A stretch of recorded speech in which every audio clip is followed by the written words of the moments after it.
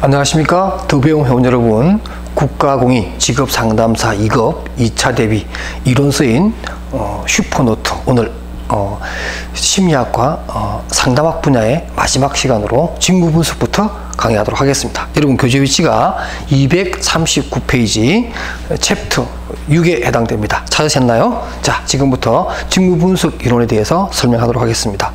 직무분석 이론 자체도 우리가 직업심리학 전체에서 보게 되면 끝부분에서 굉장히 많은 양을 차지하고 있습니다. 근데 이 직무분석이 좀 재밌는 게 뭐냐면, 시험과 관련해서는 이 직무분석과 관련된 부분이 사실은 직무분석 끝나고 나면 여러분도 알다시피 뭐 직무평가라든가 그 다음에 또 직무수행평가라고 하는 이런 여러 가지 이제 차후적인 조치가 쭉 진행되는 그런 일련의 과정이죠. 근데 이것이 양은 굉장히 많고, 그래서 보통 1차 때 이 시험이 참 많이 나옵니다. 직무분석이라든가 직무평가, 그 다음에 또 직무평가에 따른 또 수행 조건들, 그 다음에 직무만족, 자급동기, 이게 쭉 연결되는 상당히 많은 양을 차지하고 있어서 물론 우리가 시험에도 많이 나와야 되는데, 직업상담 자격증과 관련해서 2차 시험에서는 직무분석 그 이하로 노는 부분은 좀 그렇게 중요하게 다루지는 않습니다. 그래서 사실 출제 빈도라든가 출제 양은 적습니다만은 잊을만한 마음 갑자기 툭툭 튀어나오는 그런 문제들이 가끔 있죠. 뭐 이쪽 분야가 그런 좀 특징이 있어요. 그래서 1차 중심으로 공부하신 내용들을 그대로 가지고 계시면 2차에서도 크게 어렵지 않다, 이렇게 말씀드리면서 몇 가지 2차 시험과 관련해서 좀 유념해야 될 것들을 중심으로 설명하겠습니다. 먼저 교재 239페이지 보시게 되면 직무분석의 의미라든가 목적 부분은 여러분들 좀 알아두시기 바랍니다. 그러니까 직무분석과 관련해서는 어떤 누가 무슨 말을 했느냐 이런 문제보다는 직무분석의 의미라든가 개요, 개념, 목적 이런 것 같이 조금은 스케일이 큰 타이틀로 가지고서 출제될 굉장히 많다라는 것을 여러분들 염두에 두시고요. 일단 직무분석의 목적이라고 하는 것, 뭐 일반적으로 뭐 목적이라고 할 수도 있고 기능이라고 할 수도 있겠고 활용이라고도 할 수 있을 겁니다. 이러한 지문으로 나오게 되면 아랫단에 나오는 그런 내용만 적으시면 됩니다. 예를 들면은 뭐 조직의 합리화라든가 업무의 합리화라든가 또는 인력의 배치, 채용, 또 수급, 또 적재적소에 인재를 배치하는 이러한 내용의 목적을 가지고서 한다. 그 다음에 또 직무 수행 평가를 하기 위한다는 거죠. 여기 보기처럼 직무 수행 평가라고 하는 것은 결국에 뭐예요? 또 우리 인사고과 같은 거죠. 인사고과가 굉장히 공정해야 되는데, 이런 인사고과를 공정하게 하려면 공정한 기준을 가져가야 되거든요. 그래서 이러한 기준을 갖기 위해서 우리는 직무 분석을 하게 된다, 이렇게 보시면 될 것 같고요. 또한 직무평가죠. 직무평가라는 건 뭐죠? 우리가 직무평가라는 것은 어떤 업무의 곤란도랄까, 업무의 책무성, 그죠? 이러한 것들 따져서 우리가 예를 들면 우리가 뭐 대리, 과장, 뭐 그다음 부장, 팀장, 이렇게 임원, 이렇게 보통 객관적 진로를 유형을 가지고 있는데, 이러한 것들의 어떤 수준이라고 하는 것은 따지게 보면 일의 곤란도 같은 거라든가 책임성이라든가 창의성, 이런 것들이 올라가면 올라갈수록 더 많이 요구하게 되죠, 그죠? 근데 이러한 창의성이라든가 곤란도라든가 책임성이라든가 이 차이를 어떻게 알고 있냐는 거죠. 그러니까 대리보다 과장이 더 높고 과장보다 부장이 더 높다라고 하는 내용들을 직무 분석을 통하지 않고서는 감히 얘기할 수가 없는 거죠. 바로 이러한 것을 직무의 어떤 상대적 가치를 평가하기 위해서 우리는 직무 분석이라는 것을 하게 된다. 그런 용도로 쓰인다. 이렇게 총 정리를 하시면 좋겠습니다. 최근에 이런 직무 분석의 목적이 뭐냐, 또 직무 분석의 내용을 어떻게 활용할 거냐 하는 문제가 출제된 적이 있어요. 그래서 제가 기출문제라고 한번 표시해놨는데, 이런 것들 여러분 좀 챙겨보시고요. 그 다음에 240페이지 나오는 뭐 직무분석 자료의 특징, 이런 것들은 참고로 좀 봐주시면 좋겠습니다. 그 다음에 직무분석의 방법입니다. 우리 일반적으로 직무분석의 방법은 크게 최초분석법이라고 하는 것이 있고요. 그 다음에 또 데이컨법이라고 하는 것이 있고 비교학은법이라고 하는 것이 있습니다. 늘 시험에 나오는 부분은 그 최초 확인법이죠. 그래서 어떤 자료가 좀 부족하다거나 그 직업에 대한 어떤 연구가 사전에 선행적으로 별로 없거나 이런 경우에는 비교 확인법이 아닌 최초 분석법을 통해서 실시한다. 반대로 비교 확인법은 뭐죠? 어떤 직업에 대한 어떤 사전에 연구가 많이 되어 있다거나 자료가 축적되어 있거나 이런 경우에는 기존에 나와 있는 자료를 가지고서 가서 현장에 가서 비교만 해보면 되는 거니까 그것은 좀 수월하죠. 그러나 아무런 자료가 없다거나 선행 연구가 부족하다, 이런 경우에는 최초 분석한다는 의미로 할 수밖에 없는 거죠. 이러한 최소 분석법의 종류라든가 또 각각의 방법에 있어서의 또 세부적인 방법들이 뭐가 있느냐, 이런 문제가 잘 나오는데, 예를 들면 241페이지 보도록 하겠습니다. 거기 보면 면접법이죠. 우리가 인터뷰법이라고 그래서 직무 분석을 위한 최초 분석법으로서 가장 많이 쓰이는 것 중에 하나입니다. 인터뷰법이고, 우리가 뭐 사회과학 연구방문론에서도 배우기도 하겠고, 또 우리가 어떤 논문을 쓰기 위해서도 일반적으로 뭐죠? 면접을 많이 합니다. 뭐 포커스 인터뷰도 하게 되고요. 아니면 어떤 무슨 뭐 실험 집단 대상으로 하는 그러한 면접을 한다든가 인터뷰법을 많이 사용하게 되는데, 면접 그 자체의 어떤 내용이나 개요는 어렵지 않아요. 그러나 예를 들면 우리가 그렇게 얘기할 수 있죠. 뭐 구조화된 면접법, 비구조화된 면접법, 또는 반구조화된 면접법, 이렇게 좀 더 세분화된 내용을 설명해보라, 이런 것들이 갑자기 뜬금없이 출제가 되기도 합니다. 그런 부분에 대해서 여러분 좀 조심해 주시고, 제가 거기에 대해서 보면은 면접법에 대한 내용들 설명을 해 놓고요. 그 다음에 이제 관찰법도 설명해 놔놓고, 나중에 좀 더 세부적인 문제는 한 번 더 다뤘으니까 그때 가도 하고요.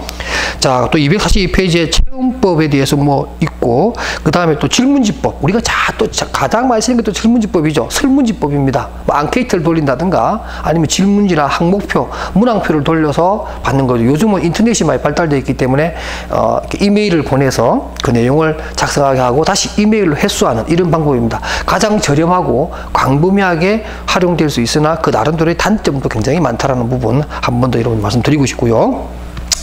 2차 시험에서 조금 전에 어떤 그 구조화, 비구조화, 반구조화 같은 문제가 나왔다면, 최근에 또 2차 시험, 특히 이 부분, 직무 분석과 관련한 이 부분에서 2차가 나온 문제가 바로 여러분들 교재 243페이지 가운데 위에 있는 바로 CIT 기법, 주요 사건법입니다. 주요 사건법은 여러분 개념 잘 알겠지만, 그 시험 문제는 단점이라고 하는 부분만 나왔습니다. 아랫단에 보게 되면 제가 따로 박스 써가지고 CIT에 대한 단점을 해놨습니다.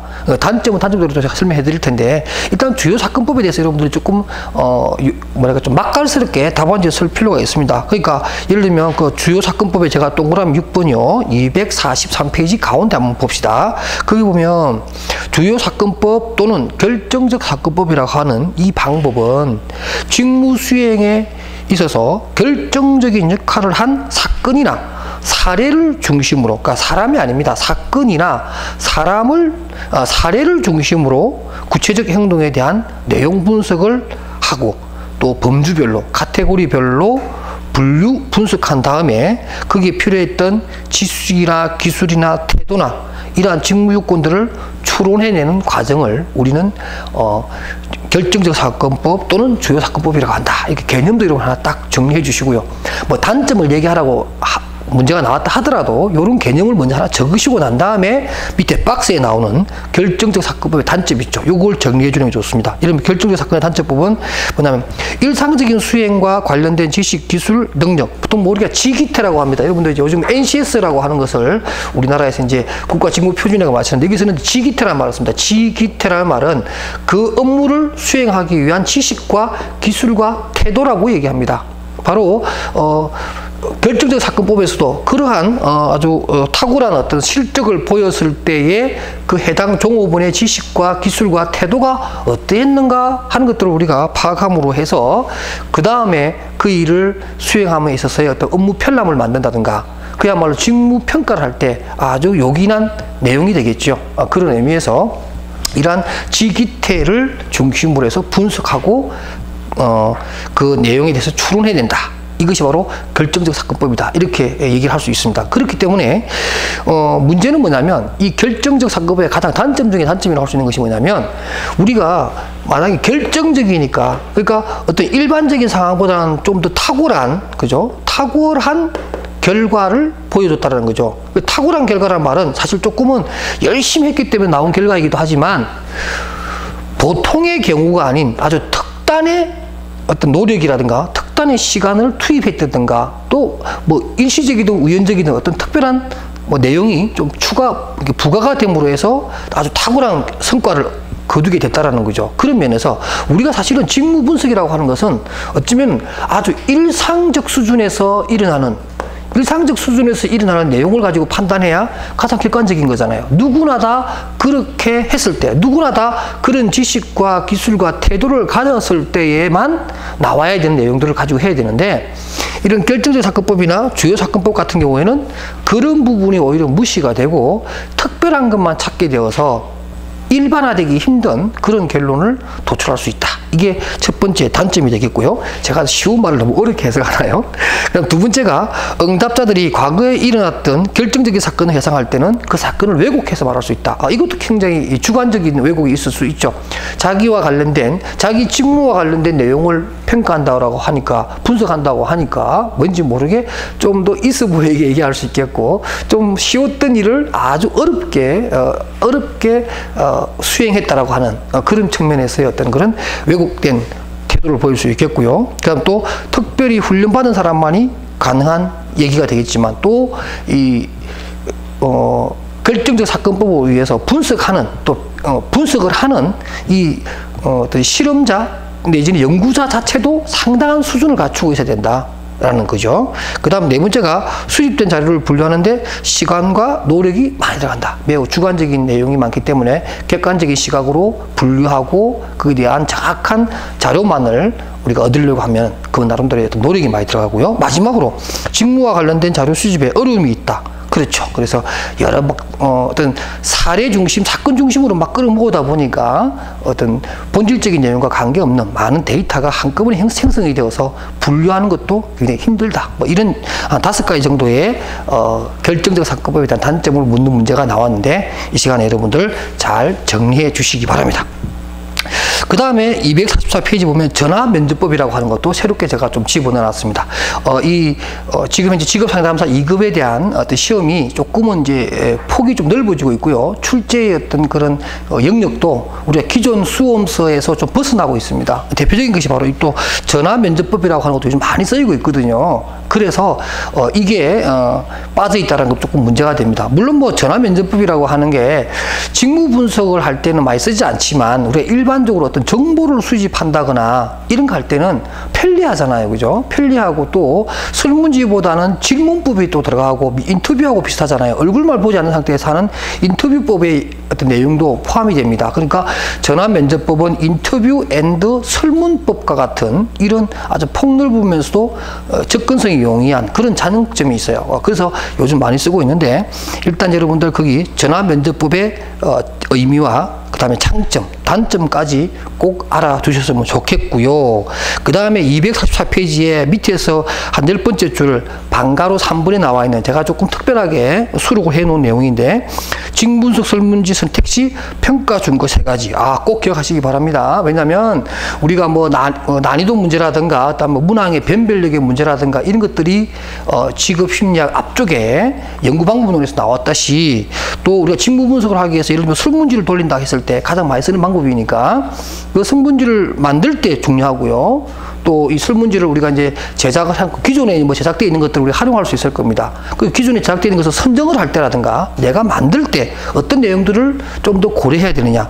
크게 한 4가지가 나오는데, 바로 문항의 적절성, 문항의 난이도, 문항의 구조화라든가 또 문항의 참신성 같은 것들이 있어야 된다는 거죠. 너무 뭐 이렇게 천편일률적이고 뻔한 대답이 나올 만한 뻔한 질문, 이런 것들은 분석에 있어서 크게 도움이 안 되거든요. 그래서 참신성, 구조화, 그 다음 난이도, 마지막으로 적절성이라고 하는 이 4가지를 써라, 이런 문제 나오는 수가 있어요. 충분히 나올 만한 문제입니다. 유사한 어떤 국가시험에서는 이 문제가 나왔던 적이 있었기 때문에 여러분들 제가 하나 이게 탁 집어넣어 놨습니다. 만약에 뭐 조금 독특한 문제가 나온다 그러면 이런 문제들이 나오지 않을까, 이렇게 생각을 합니다. 그 다음에 직무기술서와 직무명세서라고 하는 부분인데, 이것도 개념적으로만 여러분 알아두시고요. 그 다음에 조금 어렵습니다. 한 개인의 어떤 이론이기 때문에 2차 시험에 나오기가 좀 힘들지 않을까 생각되지만, 그러나 뭐 우리가 어떤 누구누구가 뭐라고 얘기했느냐 하는 이런 문제도 2차에서 나오기 때문에 245페이지 제일 아랫단에 있는 스미스의 직무평가법에 대한 부분도 여러분들이 좀 알아주셨으면 좋겠어요. 그래서 정신적 요건과 숙련적 요건, 그리고 책임, 자급적 요건, 신체적 요건이라고 해서 스미스의 5가지 요건에 대해서 여러분들이 앞으로 까맣게 음용으로 되어 있는, 영문으로 되어 있는 그것만 여러분들 좀 암기를 해주셨으면 좋겠다, 이런 말씀 드립니다. 그 그 다음에 247페이지 이제 직무 만족과 작업 동기 이론으로 갑니다. 일반적으로 직무 분석이 끝나고 나면 직무 평가해야 되고 직무 수행 평가에 대한 얘기를 해야 되겠지만 뭐 이 부분은 이제 우리 직업 상담사들이 직접 하기에는 좀 힘든 어떤 그런 부분이고 또 실무에서 다룰 수가 없습니다. 이것은 주로 이제 인사 파트에서 하기 때문에 우리 직업 상담사의 업무라고 보기는 힘듭니다. 그럼 직무 평가는 직무 분석을 왜 하느냐? 직무 분석이라고 하는 것은 그 직업이 어떤 직업이냐 하는 것을 평가하는 거니까 그거는 우리 직업 상담사의 몫이라고 할 수 있습니다. 그런데 그 직무의 뭐 곤란도가 어떠하니까 월급을 얼마 줘야 되고 어떤 직책을 줘야 되고 뭐 이런 것들은 우리 영역에 조금 벗어났다고 볼 수 있겠죠. 그런 얘기를 말씀드리고 싶고요. 그래서 이제 그 대신 우리는 또 직업 적응에 문제가 있기 때문에 직무 만족이라든가 작업 동기는 또 우리의 영역이라고 할 수가 있습니다. 그래서 우리 이제 챕터 7에서 직무 만족과 작업 동기에 대한 얘기를 하려고 합니다. 자, 직무 만족의 의미는 한마디로 딱 얘기하겠습니다. 직무 만족과 우리가 작업 동기가 있는데요. 직무 만족은 한마디로 얘기하면 감정적인 겁니다. 감정에 관한 부분이고, 그래서 직무 만족은 감정적으로 정서적으로 기분이 좋다 나쁘다 뭐 이런 의미가 좀 있습니다. 그래서 직무 만족은 정서적이다. 뭐 우리가 한문으로 쓰면 이정자죠, 그죠? 정정자입니다. 정서적인 부분에 있어서의 어떤 만족도를 얘기하는 거고, 그 다음 작업 동기라고 하는 것은 같이 어떤 만족을 느끼지만 이쪽에서 약간 인지적입니다. 인지적 측면에서의 만족도를 얘기하게 됩니다. 그래서 어떤 사람은 무엇으로 움직이는가예요. 그러니까 동인이죠, 동인. 움직일 동자의 동인입니다. 그러니까 움직이는 일을 하게 되는 원인이 뭐냐? 월급이냐? 이런 뭐 높은 월급 내지는 연봉이 높아서 일을 하느냐? 아니면은 예를 들면 직무 만족이 되어서 열심히 일을 하느냐? 동료 간의 어떤 사이가 좋아서 열심히 일하느냐, 회사 분위기가 좋아서 그러느냐, 회사 자체가 어떤 뭐 직원들의 경력 개발에 대한 어떤 그러한 환경이 잘 돼 있어서 열심히 일하느냐, 작업을 하게 되느냐, 이런 부분이기 때문에 조금은 인지적이다, 여기는 정서적이다. 여기까지만 이렇게 좀 구분하신 상태에서 보시면 좋겠습니다. 그러면서 그 237페이지 가운데 보면 허저버거라고 하는 사람이 등장합니다. 뭐 여러분들 뭐 긴저버거, 기저버스, 허저버거, 하여튼 뭐 버거가 벌레인가요? 그러니까 벌레부터 시작해서 뭐 버스, 다니는 버스도 많고 한데, 하여튼 우리 그 상담학 심리학에 보면 그죠? 기저버스, 이거는 버스네요. 그 다음에 또 뭔가 긴저버거가 있네요. 이건 또 뭐예요? 벌레가 있네요. 여기 또 뭐죠? 허저버거가 있고 또 기스버스라고 하는 사람도 있습니다. 기스버스. 우리가 아직 공부는 안 했는데요. 또 기스버스라는 분도 또 등장을 합니다. 이렇게 보면은 우리 주변에 버스와 벌레가 굉장히 많은데 벌레 중에 한 명이 바로 허저버거입니다. 허저버거라는 분이 직무 충실 이론을 설명을 하면서 직원이, 종업원이 언제, 어느 때 자기 직무에 충실하게 몰입을 하는가 하는 것들에 대해서 얘기를 하면서 그게 나와 있는 것처럼 그 7가지, 첫 번째가 위에서 통제를 두리고 일에 대한 책임을 갖게 하고 완결된 일을 주고 끝을 맺게끔 함으로 해서 자기가 어떤 일을 다 끝냈다라고 하는 어떤 완결미를 갖게끔 해주고, 또 권한도 주고요. 책임도 주면서, 그러니까 의무도 주지만 책임도 권한도 주고, 그 다음에 또 그 일에 대해서 피드백도 좀 해주는 게 좋습니다. 예를 들면 우리 그런 거 있죠. 역시 역시 뭐 김대리밖에 없어. 우리 직장인들이 제일 듣고 싶어하는 게 그런 얘기라면서요. 역시 김대리밖에 없어. 역시 내 김대리가 해낼 줄 알았어. 역시 박대리야. 역시 우리 과에 박대리 없으면 안 돌아가. 이런 얘기를 직장인들이 가장 듣고 싶어 한다고 그러네요. 그 얘기가 뭐냐면 바로 이러한 그 중간중간에 본인이 어떤 피드백도 받을 뿐만 아니라 자기가 했다라고 하는 것에 대해서 그야말로 그게 걸맞는 그런 평가를 받고 싶어 하고요. 또 너무 쉬운 일보다 조금 우리가 어떤 도전의식이 생길 수 있는 조금 힘든 일을 부여해 주는 게 좋겠다. 이렇게 얘기하고, 무엇보다도 지식에 있어서 전문적 지식을, 또 본인이 배운 내용을 활용할 수 있는 일을 줬을 때 가장 그 직무에 충실하게 몰입할 수 있다. 이런 얘기를 허저버거가 합니다. 뭐 상식적으로 이해가 되는 내용이지만 또 이렇게 또 학자가 정리한 게 있으니까 이런 것들도 시험에 나올 수 있다는 거 꼭 챙겨주시고요. 매슬로우에 대한 얘기, 그 다음에 248페이지 인본주의 매슬로우가 말한 이거 한 번 나온 적이 있는데요. 다시 나오기는 좀 힘들 것 같아서 그냥 넘어가도록 하겠습니다. 그 다음 여러분들 249페이지에 또 허즈버그라는 이분이 나오잖아요. 그죠? 그래서 이요인 이론, 여러분들 1차 때 공부한 거니까 위생 이론과 동기 이론 구분해서 좀 챙겨주시기 바랍니다. 그러니까 249페이지에 밑에 나오는 표 있죠? 동기 요인은 뭐며, 그 다음에 위생 요인은 뭔가, 거꾸로 얘기하면 만족 요인은 뭐며 불만족 요인은 뭔가 하는 차이점입니다. 그래서 그 표가 나와 있는데 그 표의 오른쪽에 있는 그 하얀 부분에 있는 내용도 이해하셔서 동기 요인과 위생 요인 구분해서 해주시기 바랍니다. 위생 요인이 불만족 요인입니다. 그러니까 이 허즈버그는 불만족 요인은, 위생 요인은 불만족에 관여하고 만족 요인이나 동기 요인은 긍정적 동기에만 작동이 된다. 이렇게 좀 이분법으로 구분해서 본다라는 것입니다. 그러니까 어느 하나가 어떻게 작동을 해서 이것이 때로는 위생 요인이 되기도 하고 때로는 동기 요인도 되고 이렇게 되는 게 아니라 어떤 것은 동기 요인에만 관여를 하고 또 어떤 것은 뭐예요? 위생 요인에만 작용을 한다. 좀 분리되어 있는 이분법적인 내용으로 이 내용이 정리가 됩니다. 꼭 기억하셔야 됩니다. 만약 이 문제가 나왔다면 그런 내용을 써주고 난 다음에 동기와 위생을 구분해서 쓰면 최고의 점수를 받을 수가 있습니다. 그 다음에 직무 스트레스와 직업 상담입니다. 자, 직업 스트레스. 우리 직무 스트레스 늘 말하는 사람 중에 한 명입니다. 저도 그렇고 우리 동료 교수들도 그렇고 어디 가나 이 직무 스트레스 때문에 다들 문제입니다. 직장인들 중에서 그만두고 싶다라고 하는 이유 중에서 가장 큰 이유가 급여 같은 것들이 있고 고용 안정 이것도 있겠지만 그거보다 더 큰 게 바로 직무 스트레스입니다. 그래서 이 직무 스트레스를 잘 관리한다는 것은 직업 적응의 문제가 하고 관련되어 있는 거고 우리 직업 상담사의 어떤 상담 능력에도 매우 중차대한 내용이라고 할 수 있습니다. 자, 직무 스트레스와 관련해서 문제는 아주 노멀한 문제로는 셀리의 문제가 가장 잘 나오죠. 그래서 일반 적응 전문에서 여러분 잘 알고 있는 GAS라고 하는 일반 적응 전구군, 여러분들 그 단계 있잖아요. 경고, 저항, 그 다음에 소진, 번아웃 돼버리는, 타스 없어져 버리는, 그래서 가능하면 어떤 때는 사망에 이를 수도 있는 그러한 내용의 그래프 모양이죠. 그죠? 경고, 저항, 소진 또는 번아웃의 그림 꼭 기억해 주시고요. 1차에서는 나왔지만 2차에서는 아직까지 나오지는 않았습니다. 251페이지의 갈등 문제, 이 부분도 여러분 한번 챙겨 주시고요. 그 다음에 252페이지 아랫단에 있는 것은 충분히 2차에서 나올 만한 문제입니다. 거기 보면 직무 스트레스 조절 변인입니다. 이거는 좀 여러분들 교재를 보면서 좀 면밀하게 좀 살펴봅시다. 첫 번째, 개인적 강인성입니다. 개인의 어떤 성격적인 부분이죠. 그러니까 어떤 스트레스를 잘 견디낼 수 있는 본인만의 어떤 강인성이냐, 인내력 같은 그 끈기 이런 것들이죠. 그런 게 있다면 이런 확고한 가치관이라든가 신념, 또 자기가 중요하다고 생각하는 것에 대한 어떤 가치관 이런 것들이 분명하면 좀 더 스트레스에 대해서 강인한, 좀 더 버틸 수 있는 그런 힘이 있을 것이고요. 그리고 새로운 목표 추구한다든가 스트레스에 대해서 그야말로 맞짱을 뜰 수 있는 어떤 그런 배짱이 있다면은 훨씬 더 스트레스에 더 강할 수 있을 것이다.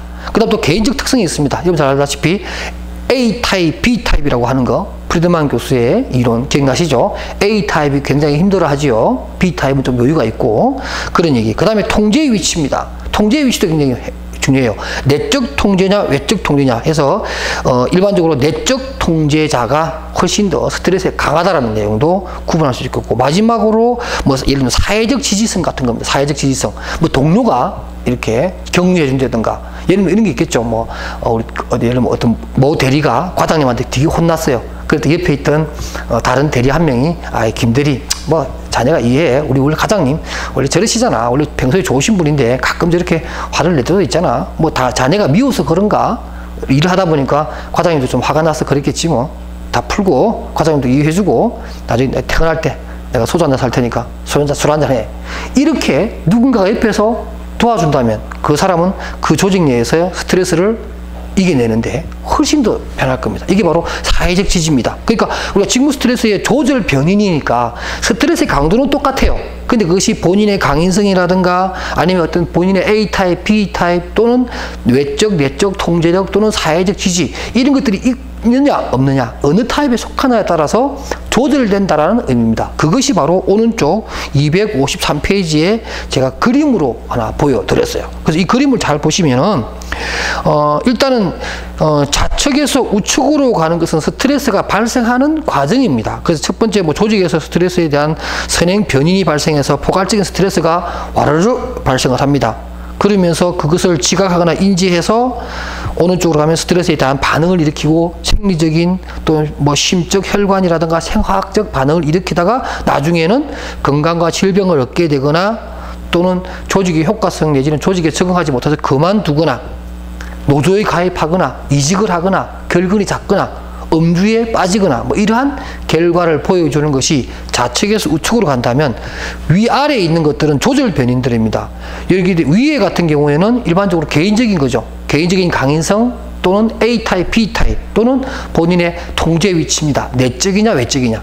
아랫단에 있는 것들은 일반적으로 사회적 지지입니다. 그래서 상사나 동료의 어떤 지원이 있다면은 조절 변인으로서 충분히 이것을 조절할 수 있다는 거죠. 그래서 이 그림은 제가 조금 전에 말씀드렸던 좌측에 있는 조절 변인을 스트레스 발생 그림과 함께 얘기했을 때 위아래로 배치가 된 그림이다. 이렇게 보시면 될 것 같고요.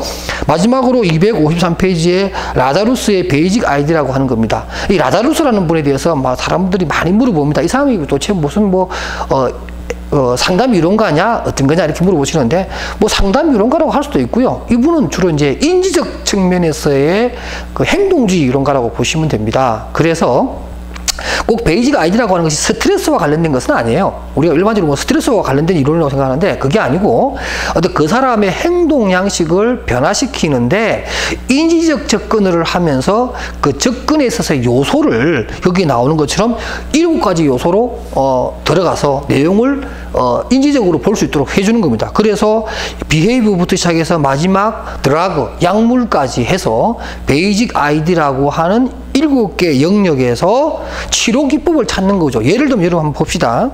254페이지 보세요. 이분이 행동이 뭐가 좀 잘못돼가지고 행동자, 예를 들면 A타입의 행동을 보입니다. 그렇게 되니까 이 사람 스트레스 굉장히 약한 거죠. 그럴 경우에는 바로 치료 기법으로서 모델링 기법을 보여주는 거죠. 그래서 B타입에 있는 사람의 어떤 하루 일과를 지켜보게 함으로 해서 저렇게 조금 여유를 가지게 행동하면 내가 지금 받는 스트레스를 좀 더 약하게 받을 수 있겠구나. 이렇게 행동을 바꿀 수가 있겠죠. 그 다음 또 어떤 게 있을까요? 예를 들면 심상입니다. 심상의 이미지죠. 이미지 때문에 스트레스를 많이 받는 사람이 있는 반면에 자기상의 변화라든가 여러 가지 상상적 노출, 우리가 왜 체계적 둔감법 있잖아요. 그죠? 그런 것을 통해서 자신의 행동을 조절함으로 해서 스트레스로부터 벗어날 수 있는 거죠. 그러니까 지금 말하는 체계적 둔감법, 이거 다 어디서 쓰는 거죠? 행동주의 상담기법이에요. 그러니까 이 라자루스라는 이 학자도 행동주의 이론에 입각한 인지적 접근의 이론가이다. 이렇게 여러분들이 보시면 되겠습니다. 그 다음 마지막으로 약물이라든가 여러 가지 생물학 이런 부분에 있어서 어떤 부분이 예를 들면 내가 스트레스 너무 강하게 되면 매일 이렇게 폭음을 한다든가 아니면 수면제를 안 먹으면 잠을 못 잔다든가 이런 분이 계시다면 그분들 같은 경우에도 일단은 의학적인 치료를 할 뿐만 아니라 금주와 같은 인지적 접근에서의 프로그램을 통해서 치료를 한다. 이런 의미가 있습니다. 그러니까 꼭 이게 어떤 직무 스트레스에 해당되는 이론이냐 그게 아니라는 거죠. 직무 스트레스를 받아들이는 그 자체도 행동주의 입장에서 보니까 이런 7가지 유형으로 치료가 가능하겠다. 이렇게 설명하는 것입니다. 아시겠죠? 자, 이렇게 해서 또 우리가 2차 시험에 있어서 가장 어렵게 나온다라고 하는 직업 심리학 파트에 대한 부분을 다 학습을 했고요. 다음 시간에는 또 제가 준비한 직업 정보론과 노동시장론에 대해서 강의하도록 하겠습니다. 여러분 오늘도 수고하셨습니다.